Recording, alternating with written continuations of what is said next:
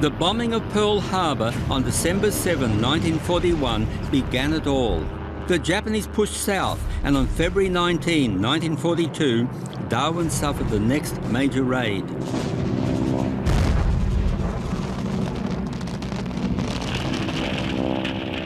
It was the beginning of a war that threatened Australia, and its northern shores became a graveyard of silent warriors.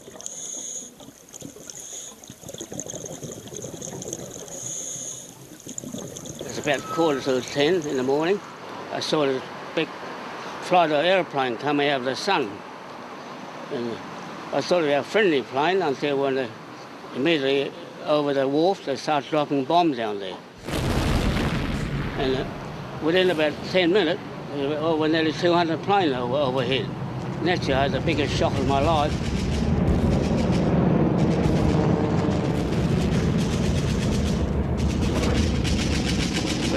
243 people were killed, mainly on a ship. There were nearly 100 ships in the harbour then. And I remember there's a Mananda, there's a hospital ship, was there with a Red Cross painted on the top. I believe the Japanese bombed that ship too. Stan, you were here that day that the bombs first came down. I'd been watching this flight of 72 aircraft in perfect formation.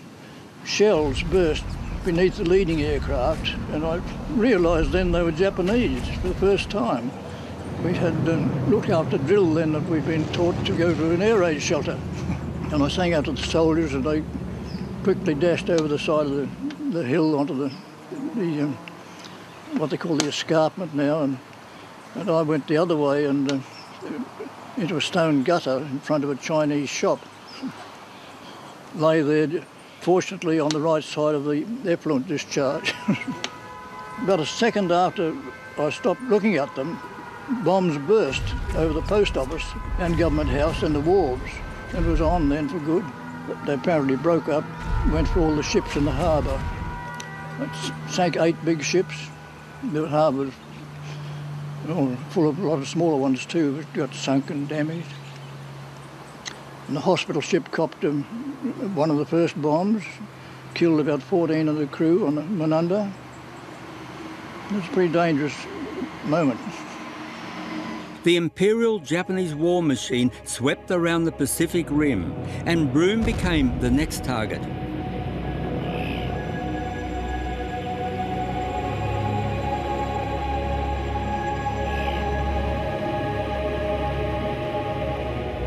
On March 3, 1942, 17 Zeros destroyed 24 aircraft, mostly flying boats ferrying Japanese refugees from Indonesia.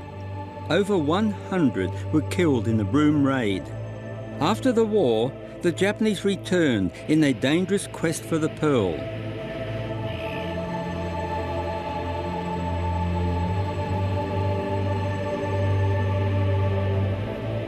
Call it karma. Over 900 Japanese died. So many ships were sunk off Honiara in the Solomon Islands, they called it Iron Bottom Sound.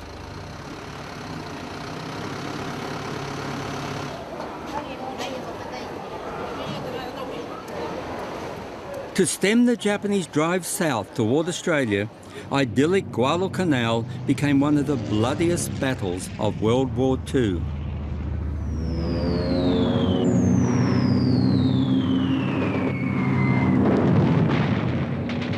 When the smoke cleared, 26,000 soldiers were dead.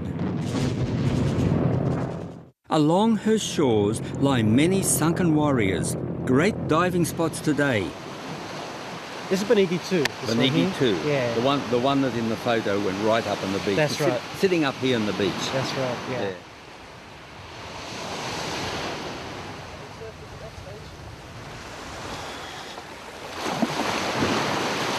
Straight along the side of the wreck, down past the Stingray farm, underneath the rudder. Nice yellow fish schooling around down there. Come up behind, you'll see if there's a current around, it'll clear everything out. Look up, we'll come up, we'll go into a couple of cabins there. There's some ammunition still sitting there. So we'll have a look at some of that stuff and we'll take you through. And there's a nice, beautiful coral garden with some eels just down the left-hand side. And what's the maximum depth? We're looking at 21, 25 minutes. Oh, it's only shallow, yeah. Easy dive. Easy dive. She was one of 11 transports to reinforce the Japanese army at Guadalcanal. 7 were sunk and she was beached, then battered by our shore guns.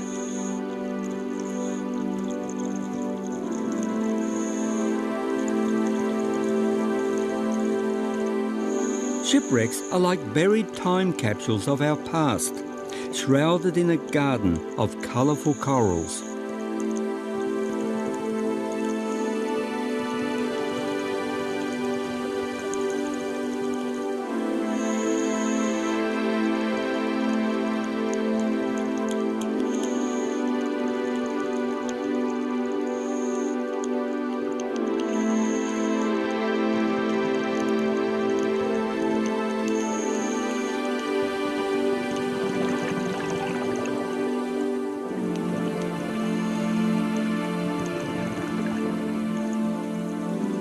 We must be careful handling any ordnance. This one is a live grenade.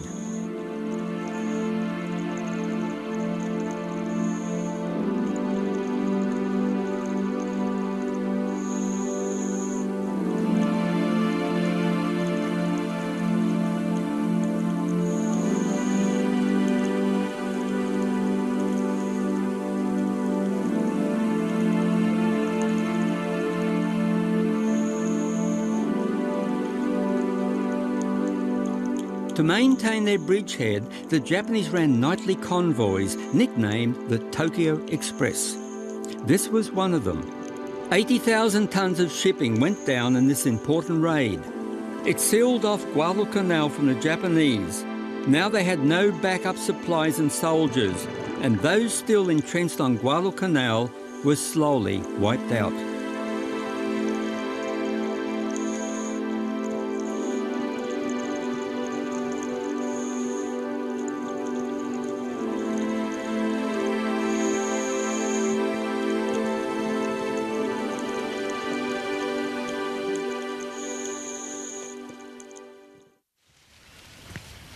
All right, here they are. In a grand show of America's might, all their landing craft are still here. The beach is just over here, and they brought the troops in and just walked away from these. Pretty much. There must be about 50 of these just scattered around this area. Here are the tracks. Aluminium there. They're like a tank, aren't they? These are American amphibian tanks. We call them Amtraks.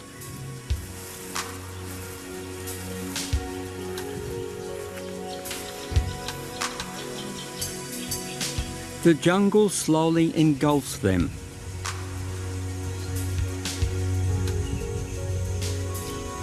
Everywhere Gareth and I go in the jungle, we stumble on war relics.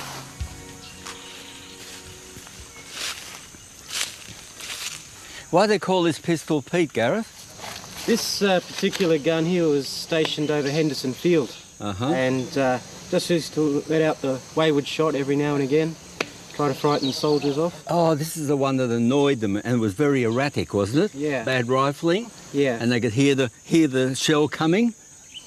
And it was just a nuisance, really. Yeah. Look at this, Gareth. This one certainly exploded. Yeah, it's a big shell. Look at the rifling on that. Oh, yeah, that's a big gun. Oh, boy. Just shows you all the shrapnel that'd be flying around with this. Wouldn't want to be around when that one exploded. No. This could be New Zealand or American. New Zealand's had a lot of Corsairs around this area.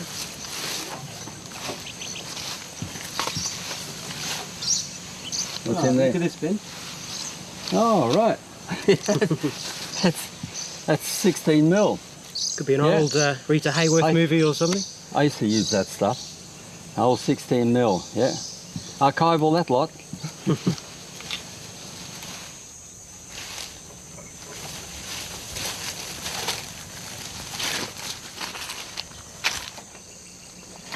This is a P-38, isn't it? P-38 Lightning. Oh, These are right. the ones that Okay, shot down just Yamamoto. stand back. I'm ready to say. for action. All the dials are there, but none are working. In fact, I'm missing a steering wheel. Yep. Yeah, she's emptied, stripped out.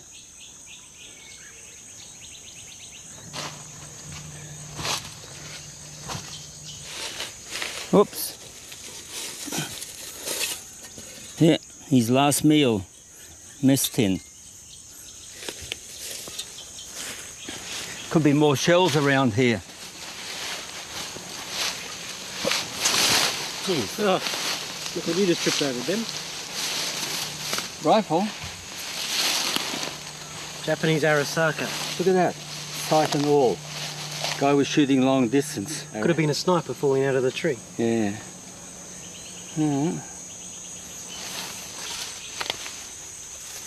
I think we should take that to a museum though, I think. Not leave it here.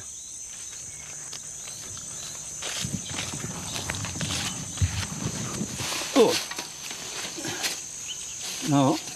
Water bottle. Look at this here, Ben. Yeah. This would be a perfect gun location for a gun nest. Look what's here. Yeah. Machine gun. American 50 cal. Think American? 50 cal, yeah. It looks familiar, doesn't it? The thin red line, any of those? Yeah. That's not a bad nick, really. What do you reckon? Take that one to the museum too, yeah? Yeah. Anderson, I have something for you. Japanese rifle. And we have a machine gun also back there. We'll go and get that too. It's a bit heavy. Thank you For your museum. You're the caretaker? Yes. Okay. Thank you very much See ya. for the rifle. Along the shores of Guadalcanal, it's a wreck diver's heaven.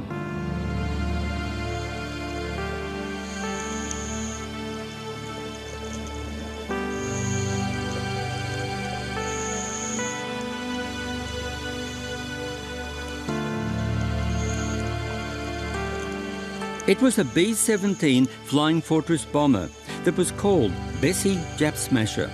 Returning from a bombing raid on a Japanese base at the Shortland Islands, she was pursued by fighters until the loss of a second engine downed her 50 metres from shore in 17 metres of water. Virtually intact, her twin turret guns are silent warriors now.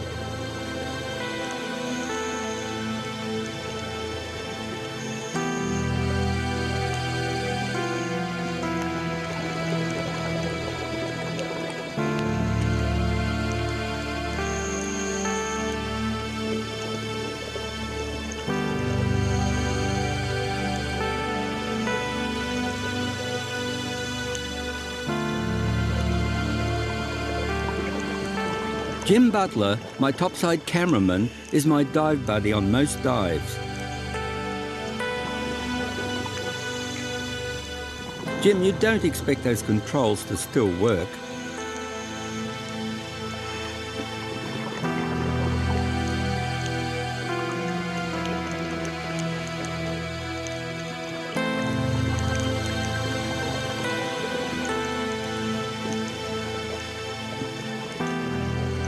Over time, the plane will slowly disappear under the sand.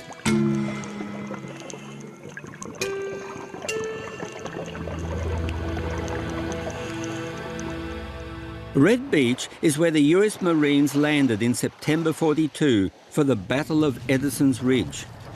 The bombardment was a continuous roll of thunder, with each howitzer firing a shell every 5 seconds.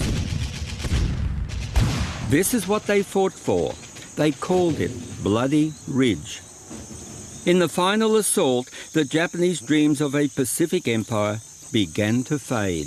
And this is a American memorial to the destruction of the final organised resistance of the Japanese. This is at Gifu.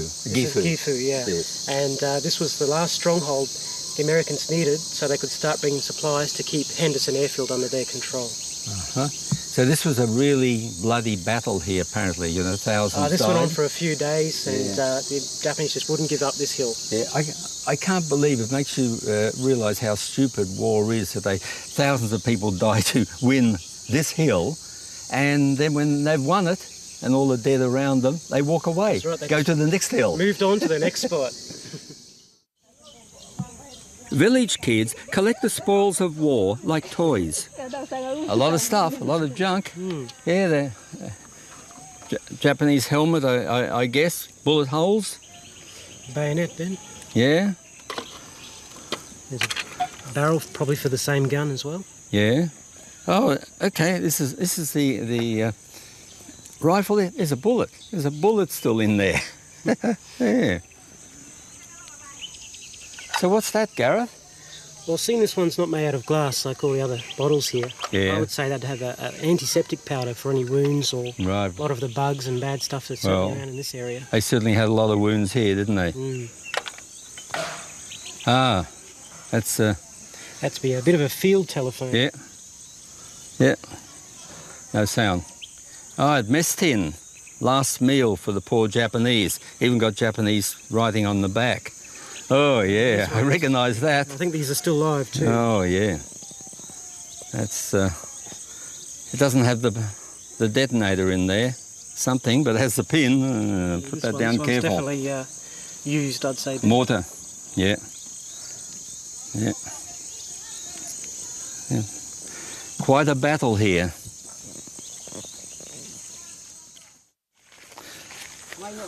Gareth Coleman and I take a metal detector into the Gifu battle zone. So this is a Japanese monument Yeah, to this is, the Gifu battle? The Battle of Gifu. You can see the strategic value here. It overlooks Iron Bottom completely. Yeah. Beautiful view, $1 million view. Yeah. I guess it's worth fighting for. We'd fight for it back home.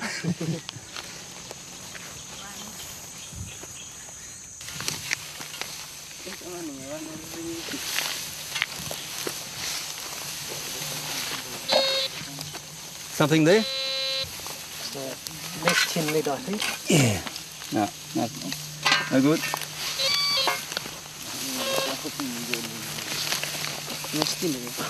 Rest of the mess tin.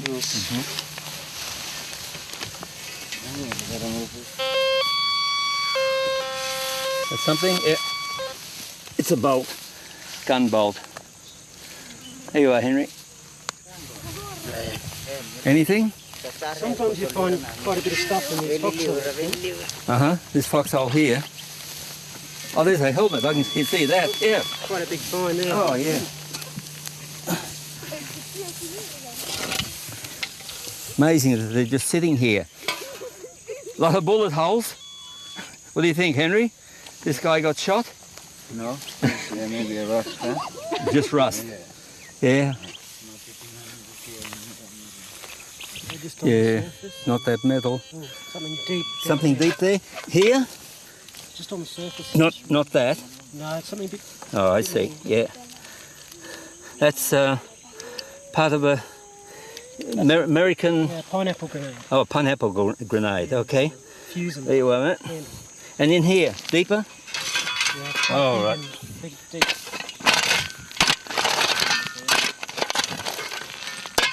All right. Something metal there.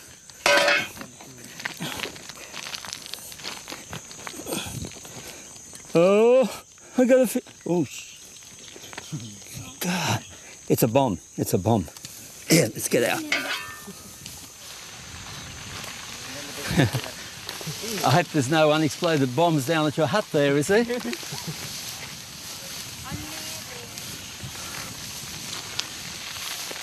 Move that shovel, please. Oh, yeah, I can hear it. I think there's something making else a reading. over here.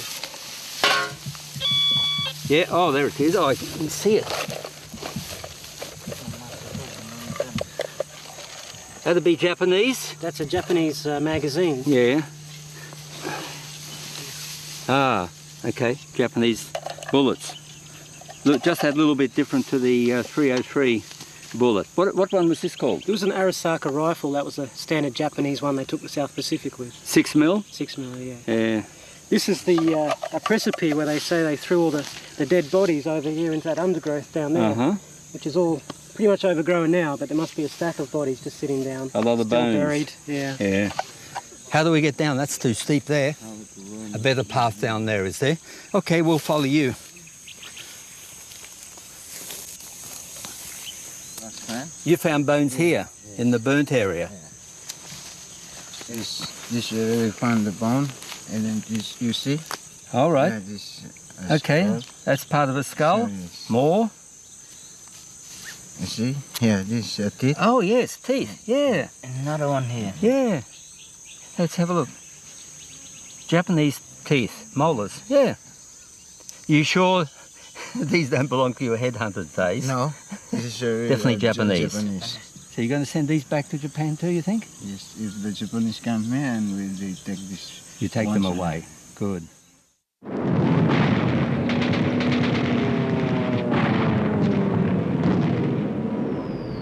The Battle of the Coral Sea on May 7, 1942 was fought just northeast of Cairns. It was a strategic turning point in the Pacific War and forged our alliance with the United States. Once a Japanese base, Gizo Island is a cluttered harbour of old ships, one so old it has a tree growing out of it. One could envisage a gun-toting Clint Eastwood walking this street.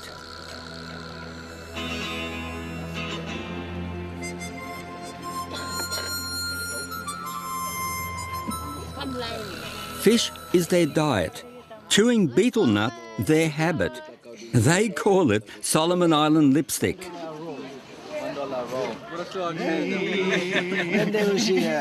At a pretty beach, Jim, Lucas and I lunch on coconuts before we dive on the Japanese wreck.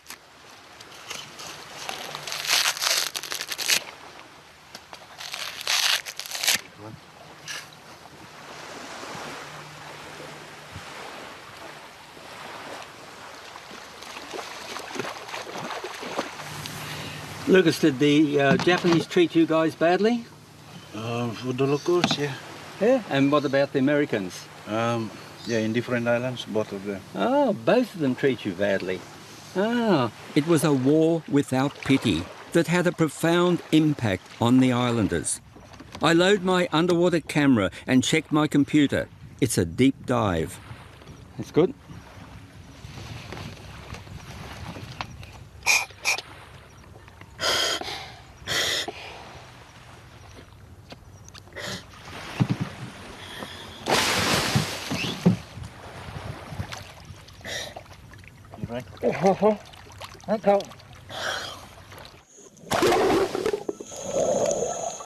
Jim and Lucas come down with me. The pressure builds up in our ears as we descend to the bow. She's on a sharp angle, plunging to 37 metres at her stern.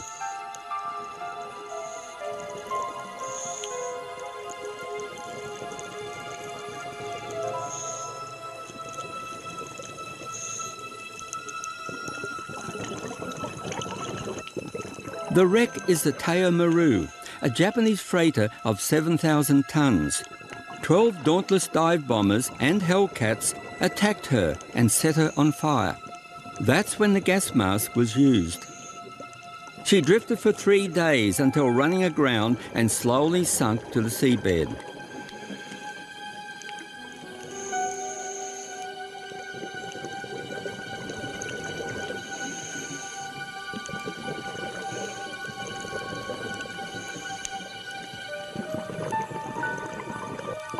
As a gift to nature, the ship comes alive again.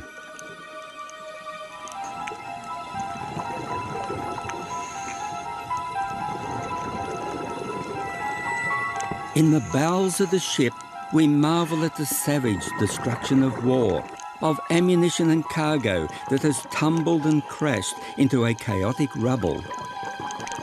Even ladders run sideways.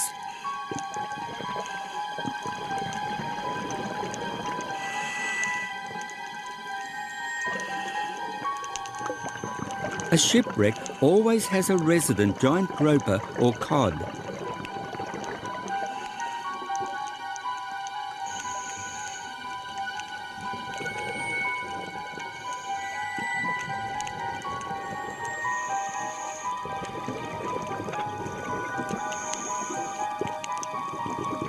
This is a Type 21 Japanese tank. So quiet down here, It's easy to forget that violence and death put the ship here in the first place.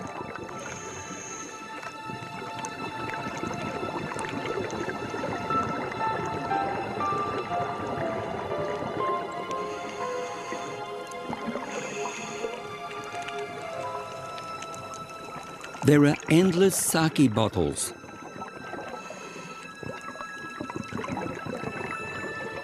And a wash basin.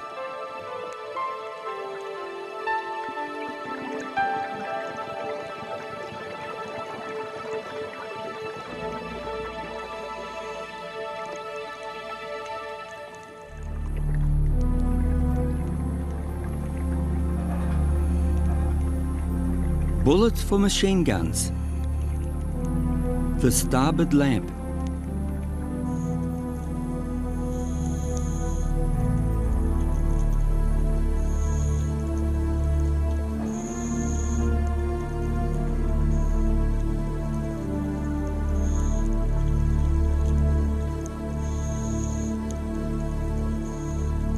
The supply ship was bringing every need to the Gizo base. Morphine for the wounded.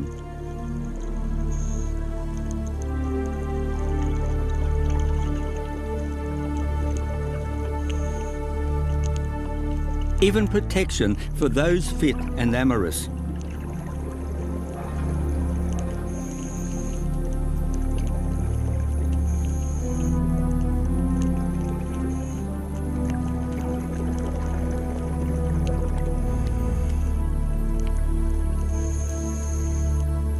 It's been a deep dive, and a long one. That requires a slow ascent with decompression stops.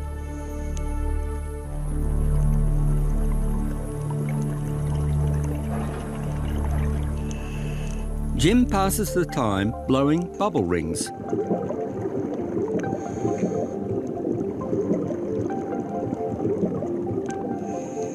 A snapper goes spastic. What a strange way to impress a female. Many minutes tick by as we let the nitrogen dissolve out of our bloodstream.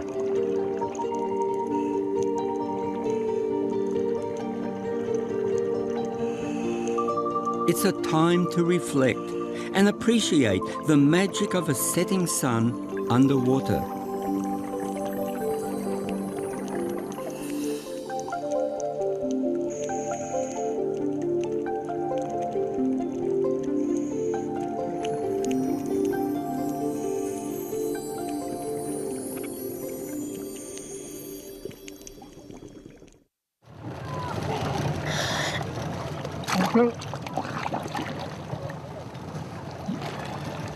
Right in front of the Gizo Hotel lies a Japanese Zero fighter plane. The grander Japanese plan was to hold the chain of island conquest that formed their defence against the Allies. A passive defence was not an option for Australia, as the Japanese pushed through Papua New Guinea, the Solomons, bombed Darwin and other northern ports, mined our sea routes and torpedoed our ships.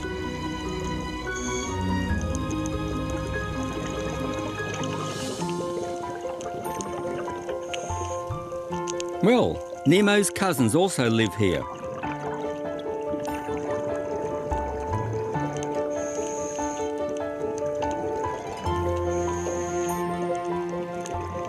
Before the war, Australia had not even built a car. Before the war was over, we were building big bomber planes. The threat of invasion and the reaction to it brought rapid changes, and Australia in its isolation would never be the same again. America replaced Britain as our protector, and an enduring alliance began, first in spirit and later in the ANZUS Treaty.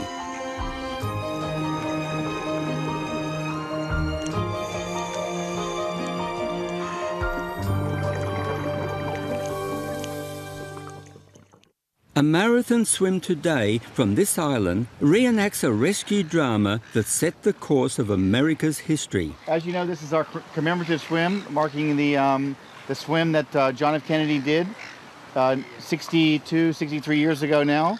And have fun and enjoy yourself.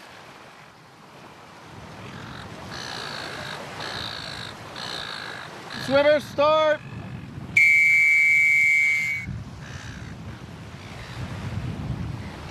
Kennedy swam from here to those two islands in search of help when his PT-109 boat was cut in half by a Japanese destroyer. The survivors struggled ashore here on what is known today as Kennedy Island. The round-trip swim is over 5 kilometres, a feat of courage and stamina.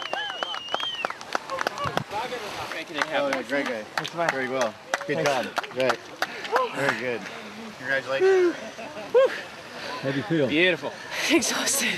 It's a long way, man. Ready to go again. By good fortune, a native spotted Kennedy and his crew were saved. I'm on my way now to visit this man who rescued John F. Kennedy. This is where you live? Now he's a very old man who lives on Corvey Island in a new home the Kennedy Foundation built for him. Ben Krupp, Bilko, how are you? Tell me how you saved John Kennedy. On the first day, I was in Colobangra with my friend, and on the second day, we paddled across to Nauru. Then that is the time we see that boat and the people were swimming in the sea. So we came down on the island and tried to ask each other what's happening. And we think they are Japanese, but they're not the Japanese, but they are American. That's why we go close to them and try to ask them. And that is the time we met Kennedy. During that time, we haven't got anything to write the message to send it back to the Allied for the report. But lucky we get a green coconut, Kennedy write on it. And we take this coconut back to Rendova until the other PT boat was come down to rescue Kennedy and take it back to Rendova. You were quite a hero. Thank you. This is Labara Island, where Kennedy's torpedo boat was based. Zonga Bolso and I explore the ruins, made famous not just because of Kennedy, for it inspired the television series Mikhail's Navy. Does it ever stop raining here? Yeah. It does. What's this? It's a sign. The Commander, World War, and I don't know what's down here. Helmet? Yes. Part of the helmet? Sort of fits together? Yeah. There's the other one there. It's a USN. Ah, USN. Well, that's obvious. United States Navy. Yeah, this is the area where JF Kennedy was leave here. So this is the officers' quarters of the PT base. That's right. And John Kennedy lived here. Oh, the officers. A bit different to the White House, isn't it? Big different.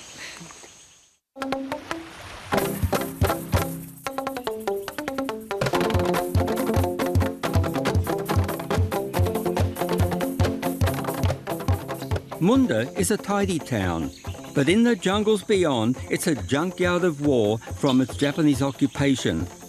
The Americans had a base only a few kilometres away in Rendova Lagoon, so a constant barrage of shells filled the air like continuous thunder. RF stand and a serial number. I'm travelling through beautiful Rendova Lagoon to dive on a bomber the Americans lost.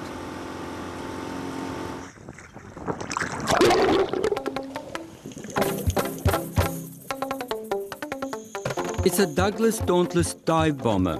She was hit by anti-aircraft fire and the pilot, Jim Doherty, managed to ditch the plane almost in front of the hospital in Rendova Harbour to be sure of survival. Doherty admits he was a gung-ho pilot and wanted to keep the Japanese out of Australia by bombing them out of the Solomons.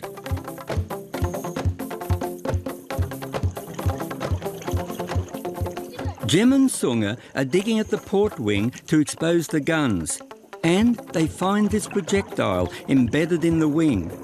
This is what brought the plane down.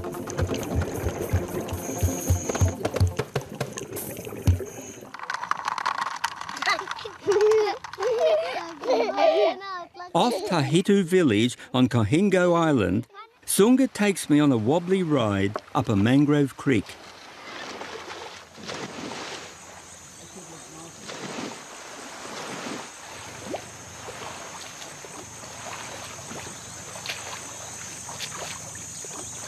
Sunga says he has a surprise for me, hidden away in the jungle.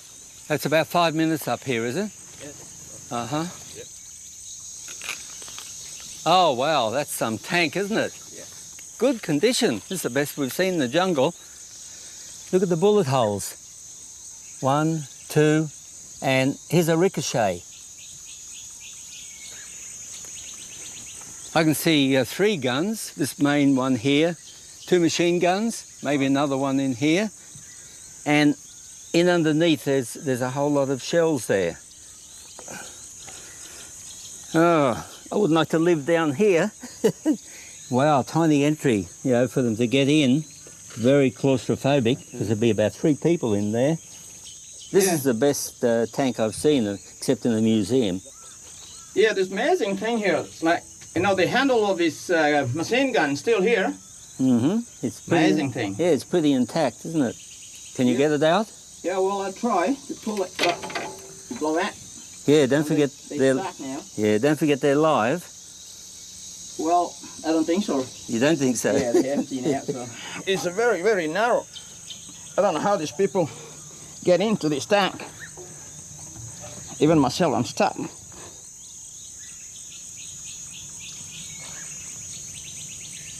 I learned later it's a US M3 light Stewart tank. Pretty tight, eh? Just get through. Huge coastal guns took a heavy toll on Allied shipping. This is quite some gun, isn't it? Jesus. Yeah. Now, this Japanese gun, it would be commanding Enagai Harbour here, I suppose. That's right. And the entrance to Blackett Strait out there. That's right. That's where, you know, Kennedy got cut in two, and a lot of shipping. This gun was here in 1943. 1943? Yeah. Uh-huh. Now look at the size of this breech. Yeah, if that's an 8-inch gun, that's nearly a foot across. That's right, yeah. That's pretty powerful for battering all the ships out there. Everywhere we tread, we have to be careful of unexploded ordnance.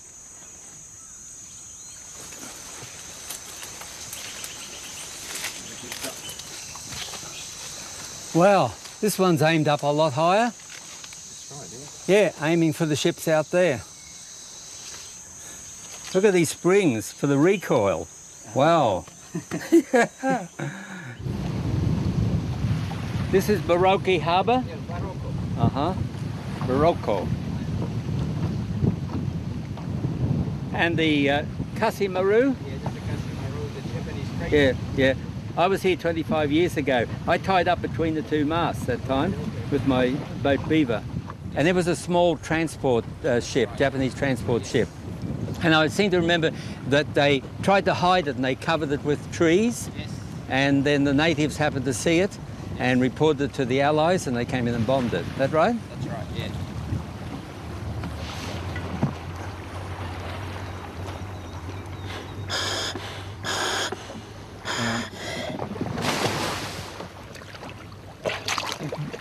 The Kasi Maru was unloading supplies for the coastal guns we just visited.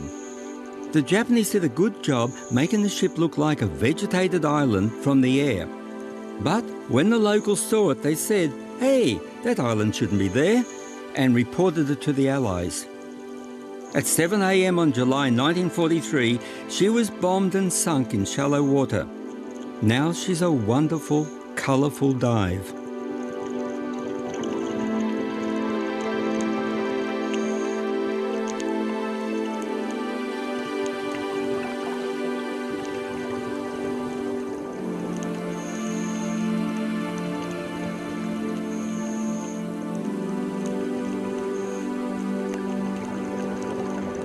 Jim's looking into the very bowels of the ship.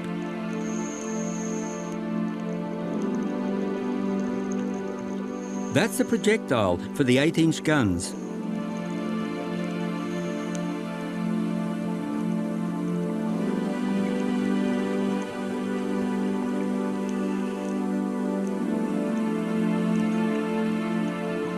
There's a truck below. Hard to tell except for the tyres.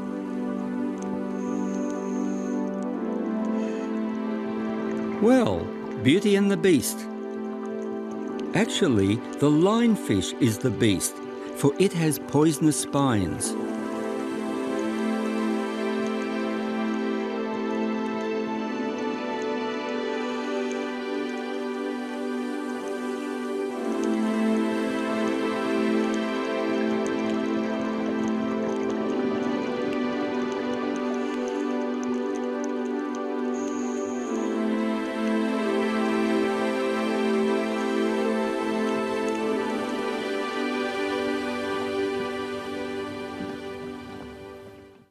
While the war rumbles on in the Solomons and Papua New Guinea, the Torres Strait, Queensland and Horn Island are in the firing line too.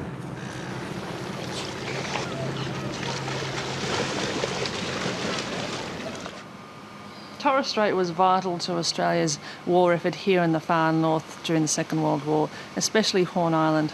Horn Island was home to Australia's only or closest advanced Allied air base to New Guinea. We're only a half-an-hour flight from New Guinea's shores. Our aircraft could be launched from here on attacking missions north to New Guinea before getting back here in one day, thus minimising the risk of losing planes on the ground overnight in places like Port Moresby. Aircraft also utilised the airstrip here to refuel before continuing north on attacking missions, before either coming back here to base or continuing further north through New Guinea and the Solomons. Our aircraft also from here, of course, on their attacking missions would sometimes come to grief in the waters of Torres Strait.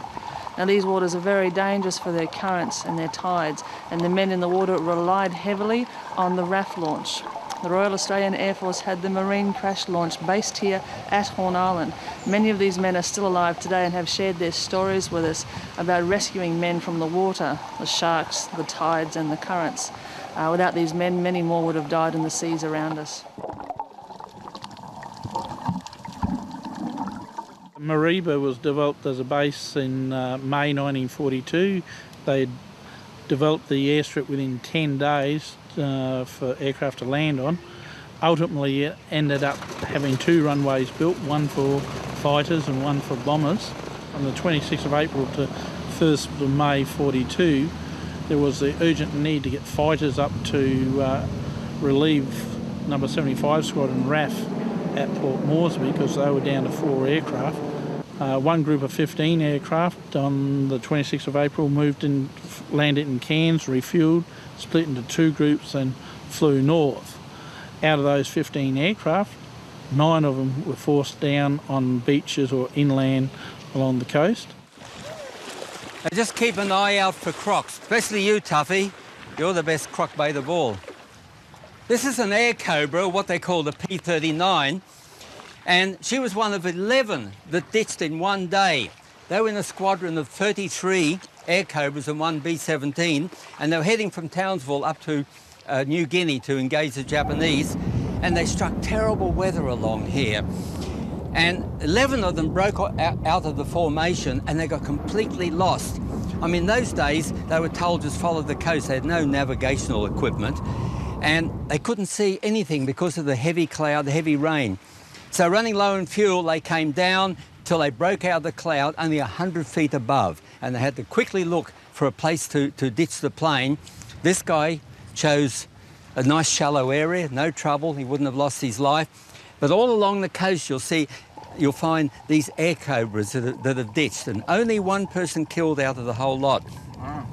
But a couple of days later, 6 more struck the same problem and ditched a little bit further up here. There's probably 40 planes along here that have crashed, and not one of them engaged the Japanese. They all ran out of fuel. Well, the only thing they had to battle was the crocs, I suspect. These guys would have had it tough. because there's a lot of crocodiles here, and they would have had to walk through the mangroves way out on the front beach to get rescue. Wow. So was that a better design to have the engine in the middle? Well, this was a very hot plane, and the trouble was that they put inexperienced pilots in them, you know, just freshly out of school, and they had trouble handling such a hot plane like this. Wow. And that's why so many of them ended up running out of fuel and ditching. They just didn't have the capability of landing in very bad weather at some airport. Yeah. See the fuel tanks here? They're all in separate bags. Now, they're not a fuel tank in a sense. These are all separate bags inside the wing here, so the fuel couldn't roll around and upset the balance of the plane. I travelled to Ruby Reef on my vessel Freedom. Karen Brandstater, Trina Fleischman and I are searching for a Vultee Vengeance plane that ditched here when on an anti-submarine patrol. It's a hard thing to find. I've been here before, but each time it's a problem. Pilot Bond reported both fuel tanks cut out, and he ditched her on the shallow reef. I could see it just up here, just straight in here. This was on August 4, 1943. Bond listed her as a write-off. I'd think so. Okay, neutral.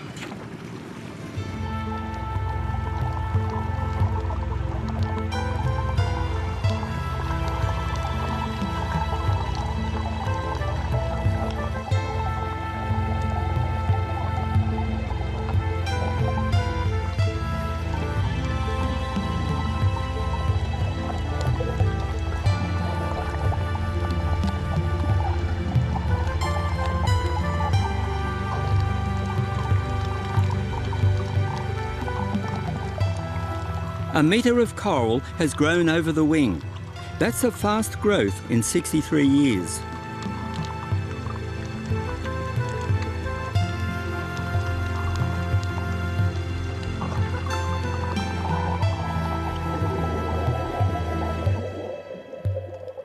My son Dean and I look for another plane north of Port Douglas. We're getting pretty close to that plane at Rocky Point. Coming up, it won't be long now. Normally the water's dirty, you know, we can't dive it, we just fish it. But today the water looks clear. I think we can get down. Oh, excellent. I've been waiting years for conditions to be right to dive this plane. Coming up, coming up. Right, there she is.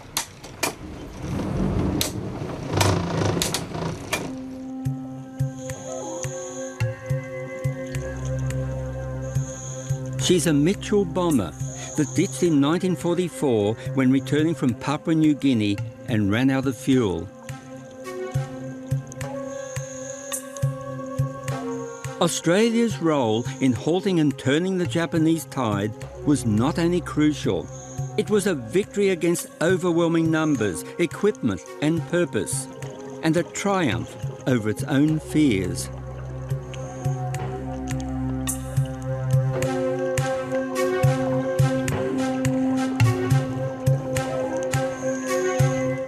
The pilot of this plane left me his memento.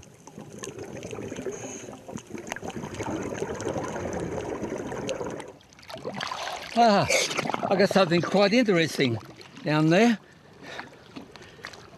I thought it was a fob watch when I picked it up, but I can see it's a compass. It's actually got US written on here, so it's a government issue. And it was on the pilot's side, on the wing. And I guess he dropped it when he hopped out of the plane very quickly after he ditched. Beautiful condition because it's been sitting on alloy. And this silver is just, well, looks like it was put there yesterday, dropped yesterday, instead of 60 years ago. Mavis, you were there when the plane came down off Rocky Point. That's right, yes.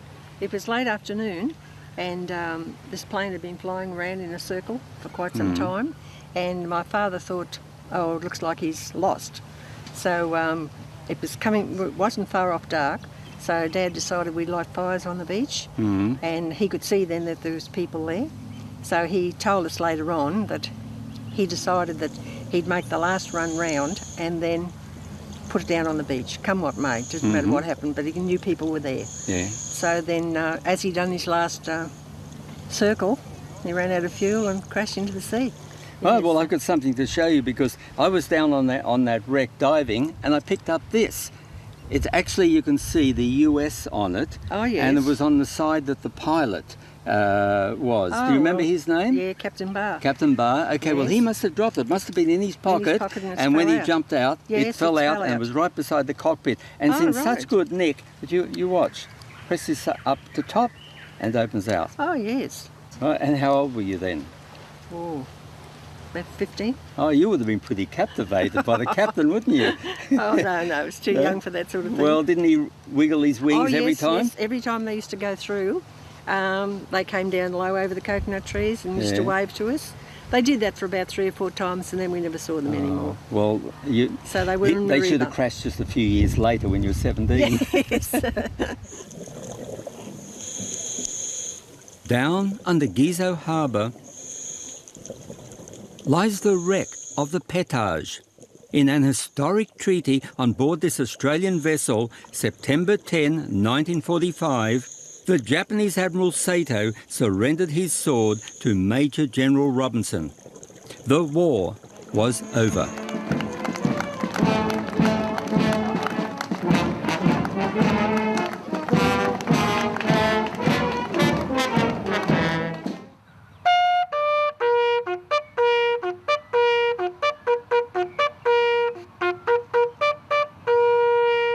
Memorials and memories live on.